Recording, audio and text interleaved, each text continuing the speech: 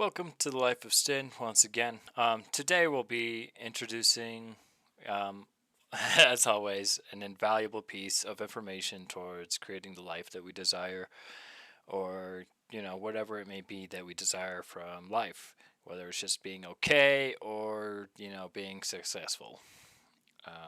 And today that topic is non-duality. Now, what is non-duality? Why does it matter for your life? Well, let's get started. Fundamentally, what is non duality? A simple definition of non duality is a pure observation in consciousness or awareness that emphasizes the absence of fundamental duality or separation in existence.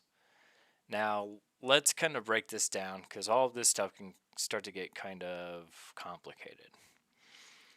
Because this can be very tricky, and the ego will love to use non duality to perpetuate its own evil. And there's a lot of traps that arise when you start getting into non duality, simply because language is inherently dualistic. Like, obviously, everything that you could possibly say is dualistic, and you can kind of see the problem of trying to explain non duality in the case of using language. But using axioms and parables and examples, I'm going to try to have your mind grasp this. Now you might ask, why? Like, who cares about non-duality? What's it going to do for me? How's it going to give me the life I want? Is there even any truth to it? Et cetera, et cetera. Whatever it might be, the answer is simple.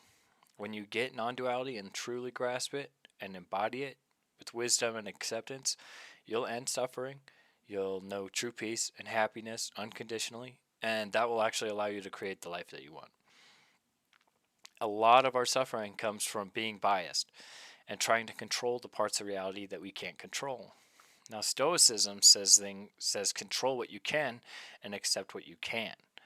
Applying wisdom to non-duality is going to be essential to actually using it in a healthy, productive way. Now, what do we mean by non-duality? Simple. Non-dual. Not two. But what does that mean? Well, let's look at duality. I'll give you a couple examples, and we're going to be looking at the law of polarity from the 7 Hermetic Principles. Now, I have a video on that already, and go check it out if you want, or even if you don't, that doesn't matter.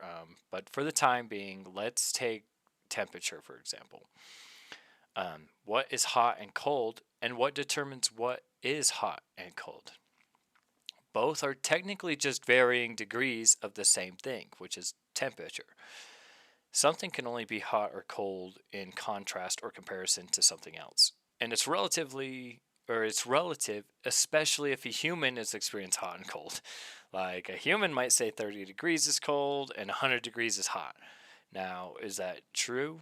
Well, yes and no. Notice how contradicting language is here, trying to explain non-duality. If a human wants to survive, then they're going to be biased towards what the temperature is. And that is what's going to determine if it's too hot or cold. But now if we take a rock, for example, does a rock care if it's a negative 100 degrees? Does it care if it's 200 degrees? Does it care if it's melting? No, of course not. It's a rock. Okay. But notice how there, in actuality, is no such thing as hot or cold. There is temperature. And that is just the rate of which something vibrating to determine what the degree of the temperature is. Now, this is the case for all dual aspects of life. And all you got to do is take a second and think about it and see how that is the case. But it may be hard to see from your current perspective because you currently believe there is good and evil. You believe there's a me and a you. You believe there's love and hate, etc., etc. But actually, if we break down the mind and the psyche that has been oh so indoctrined, we can discover for ourselves that the universe is actually non-dual, even though we only experience duality. Is it hard to grasp? Well, it's actually super simple, but our minds complicate it. Is it hard to believe? Yeah, of course it is, but it's actually the most true thing for you in your direct experience. But it's so clouded. The mind projects itself onto reality so much that it takes on the greatest illusion known to man. I mean, just think about it. Every belief you have, every thought and emotion you have, The way and the place you grew up determines for you what reality is. I mean, is that not true? It's this way and not that way. But we imagine we took all that away. Imagine you took everything away.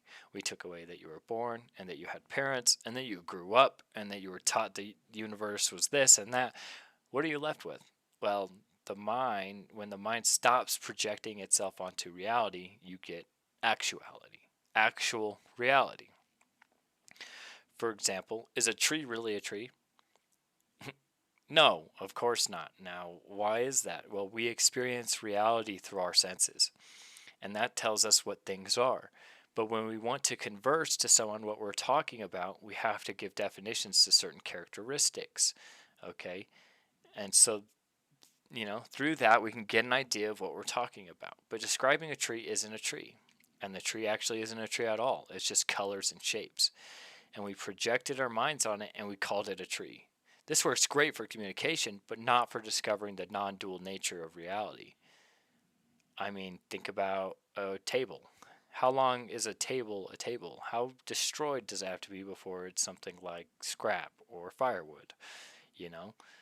All that exists for us, in the simplest terms, is consciousness.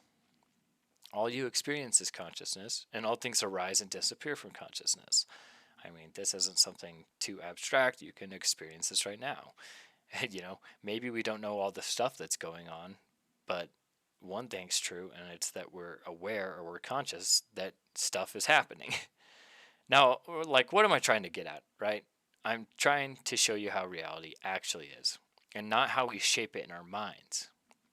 But notice right now, through me saying that whether you consciously or unconsciously live your life, you most definitely create reality to be how you want it to be. You tell yourself who you are and how you are, or how you aren't. You tell yourself what other things are and aren't. You decide what's good or evil. Can't you see that in this way you decide what life is? And in this sense, you're the creator of your own reality. And you get to decide how life is. Now, if you're stuck in a victim mentality and you think all things that happen to you makes you a victim or a circumstance to reality, notice how you're right, how you're choosing that, and not that that's actually how reality is. You might be wondering, how can I apply non-duality? How can I experience it? Well, it's simple. How to apply it? Everything is relative. I mean, in that sense, you get to choose how to perceive reality. Non-duality is knowing that there's no difference between a bowl of shit and ice cream. But wisdom would be eating the ice cream over the shit. And love would be accepting both for what they are. How can you experience non-duality? Simple. I mean, the mind projects itself on reality. And only once you rid yourself of your limiting beliefs and indoctrinations and silence the mind, you can actually truly experience reality. There's many different ways to do it. Then you will know what non-duality is in that moment, in your direct experience. Now, how do you silence the mind? Well, there's many ways to do that. Through focus, through exhausting the mind, through meditation. There's so many different ways that you can silence the mind, and there's not just one right way to do things. That can be very obvious. There's many ways to do the same thing. Happiness, true happiness, is just complete and total acceptance of the present moment, exactly as it is. No judgments, no biases, no projections, just simply being and experiencing whatever reality might be for you in that moment. But you have to be wise. You have to balance your life with wisdom. Okay, if you're laying in bed and the bed's on fire, don't just accept it and be like, oh, this is fine. Dustyn said to completely accept reality as it is right now. So I shouldn't get up or do anything or move. I mean, can you see how unwise that is? Like, get up, get out of the fucking house, call 911. But now when your house is burnt down, you lost all your material possessions in your house. Like, are you going to be completely accepting of your reality? Probably not. But you know why? Because the ego's job is to survive. And that definitely hinders your survival. But your true nature does not need to survive.